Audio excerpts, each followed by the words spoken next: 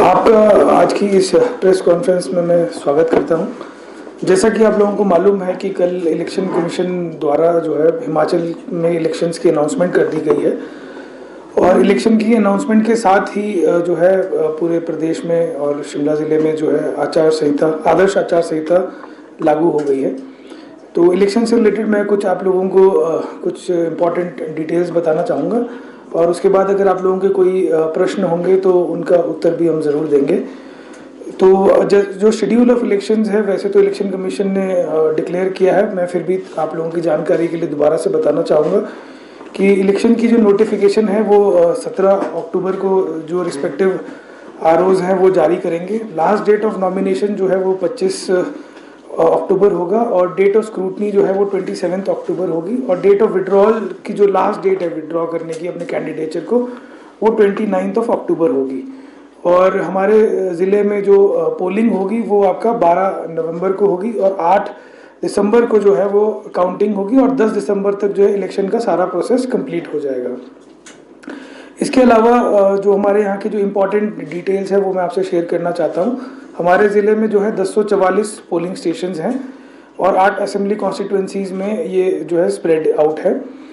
इसके अलावा अभी हमारे यहाँ पे जो है स्पेशल समरी रिवीजन हुआ था जो 10 अक्टूबर को कंप्लीट हुआ है और स्पेशल समरी रिवीजन के बाद हमारे ज़िले में 5,83,939 वोटर्स हैं, जिसमें कि आपका मेल है 2,98,171 और फीमेल है 2,85,778।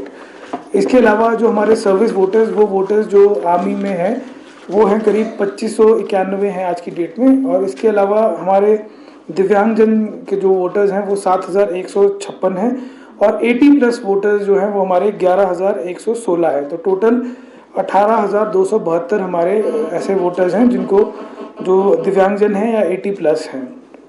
इसके अलावा हमारे इलेक्शन कमीशन का फोकस था कि जो 80+ और ख़ासतौर पर जो 100+ हैं उन लोगों को ख़ासतौर पे इलेक्शन कमीशन चाहता था कि उन लोगों से बात की जाए और उन लोगों को जो है मोटिवेट किया जाए इलेक्शन में, क्योंकि वोट डालने के लिए। तो हमारे 100+ जो है वो 21 वोटर्स हैं।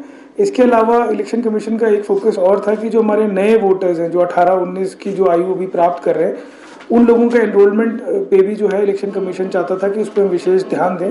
तो उसमें भी जो है करीब 19,741 के आसपास वोटर्स अभी उसमें एनरोल किए गए हैं। इसके अलावा मैं आप लोगों को कुछ और जानकारी देना चाहूँगा कि हमारे यहाँ पे जो जैसा कि मैंने पहले बताया कि 1044 पोलिंग स्टेशंस हैं, तो अब जो हम हर असेंबली कॉन्स्टिट्यूंसी में 2 पोलिंग स्टेशन जो है वो जो है all women man polling stations होंगे वो। इसके अलावा एक पोलिंग स्टेशन हर विधानसभा क्षेत्र में वो होगा हमारे दिव्यांगजनों के द्वारा मैंड होगा और एक पोलिंग स्टेशन जो है हमारा हर विधानसभा क्षेत्र में मॉडल पोलिंग स्टेशन होगा। इसके अलावा जो हमारे एक एक्सरसाइज होती है जिसमें हम लोग वल्नरेबिलिटी और क्रिटिकलिटी को मैप करते हैं, तो इसमें मैपिंग के बाद जो है हमारे 26 ऐसे पोलिंग स्टेशंस आए हैं जो वल्नरेबल एरियाज़ में हैं और 15 ऐसे पोलिंग स्टेशन हैं जो क्रिटिकल एरियाज़ में आए हैं। इसके अलावा हम लोग जो है हमारा प्रयास रहता है कि वोटिंग परसेंटेज वगैरह बढ़ाई जाए। तो लास्ट 2017 के जो इलेक्शंस में हमारे यहाँ पे 73.5% की जो है वोटिंग हुई थी पूरे ज़िले में, जो एवरेज था डिस्ट्रिक्ट का। और हाईएस्ट वोटिंग जो है वो 2017 में जुब्बल कोटखाई में थी और लोएस्ट वोटिंग जो है वो शिमला में थी, हमारे शिमला का जो डोडरा-क्वार सब डिवीज़न है वो सबसे फार फ्लंग है और वहाँ जाने के लिए हमें चांशल पास होकर जाना पड़ता है। तो अगर बर्फ़बारी होती है तो उस केस के लिए हमने तैयारियां ऑलरेडी कर रखी हैं। वैसे तो पीडब्ल्यूडी को ऑलरेडी डायरेक्शंस दी हुई हैं कि वो मशीनरीज वगैरह वहाँ पे स्टेशन करके रखें ताकि बर्फ़बारी के केस में हम लोग रोड को खोल सकें। पर यदि बहुत ज़्यादा बर्फ़बारी होती है तो उसके लिए भी जो है हमने ऑलरेडी गवर्नमेंट को लिखा है कि हमें वहाँ के लिए हेलीकॉप्टर प्रोवाइड किया जाए ताकि वहाँ पे इलेक्शन मटीरियल पहुँचाने के लिए और वहाँ से पोल DVMs को वापस लाने के लिए हेलीकॉप्टर की अगर आवश्यकता पड़ेगी तो उसके लिए ऑलरेडी हमने गवर्नमेंट को लिख दिया और वो भी मुझे लगता है कि हमें प्रोवाइड कर दिया जाएगा।